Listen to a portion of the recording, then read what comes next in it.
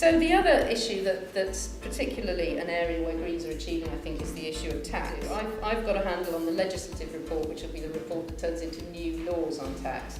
And, well, anyway, it's kind of technical and difficult to explain, because once you get involved in legislation, you kind of make little victories where you can. But one victory we had this week is on country-by-country reporting, which means that companies must say where they earn their profits. And obviously that's an important step in taxing them in the right jurisdiction. And this week we got that passed in a file I was working on in the Econ Committee. It's only an opinion, so it doesn't have legislative force, but nonetheless it's an important indication, and then we're going to take that onto the legal committee, and eventually then we have to bring that into the tax legislation. So everybody knows that the Greens are doing this in the Parliament. They're all trying to find ways to stop us from doing it, but because the sort of political pressure is so high, it's quite hard for them to do that. So, achievements of Greens in Europe. I would say the biggest achievement we've had so far is to get a special committee set up on the tax issue. This arose from the LuxLeaks scandal, which is basically tax competition between member states, where companies can go to the member state and they can say, we'll set up in your country if you give us a really low tax rate.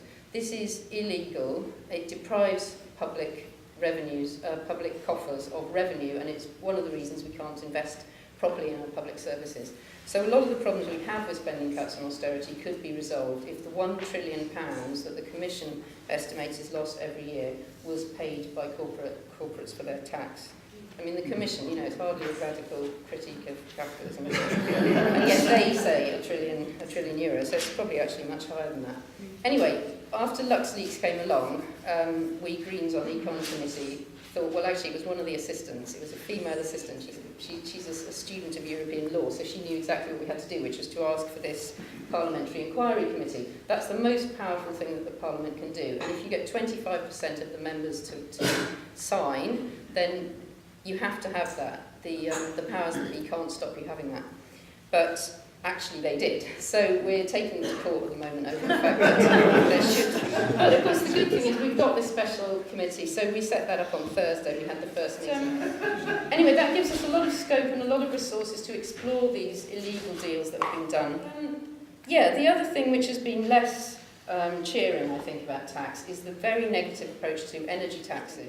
We put in 2 amendments, one to say we want tax on aviation fuel and one to say we want tax on shipping fuel.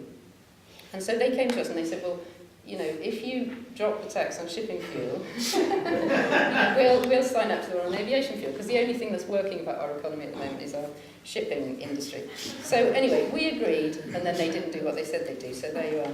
And it's become a sort of mantra going around now. The same thing happened with the circular economy. If that gets stuck in the council, it's not worth doing. But I think this is completely wrong. I think we should carry on pushing for these things that are really important. How can we not be doing energy taxes in a year that's leading up to the COP climate negotiations in Paris? So we are still hard at work on that. Anyway, Juncker is an important guy because he's president of the Commission, so that really matters. One of the first things he did was to launch this investment plan. Europe's struggling, a lot of countries in serious recession. How are we going to deal with that?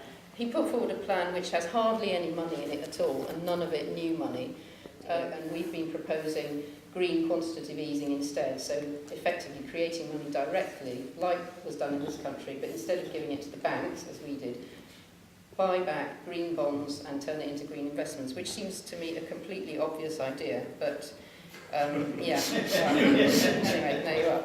And of course the other really important thing about the investments is that you have clear criteria to make sure they're green investments, because last time this was done, a lot of airports were built and, huge housing estates that nobody lived in, and airports in the middle of nowhere. There's several airports in Spain that have never been used. Terrible waste of money, and actually probably better that they're not used in my view, but nonetheless, you need to be looking at good investments. There's so much we need to invest in to move towards a green future for our economy, that we need to get this money out there, we need to send it in the right directions. And the other thing is the energy union, but no, it's a very ambitious plan to sort of link up our energy markets across the union, and obviously we see that as a really important opportunity to green those energy systems as well. It was very disappointing in the plan that finally came out, in that it was focused a lot on, oh dear, Putin won't let us have our gas supplies, and much less on sort of green sources of energy. So it wasn't what we wanted, but it is still a vehicle we can use, I think, to push for renewables. And also in our proposal, we asked for community-owned renewables as well. We proposed that as a constructive way forward.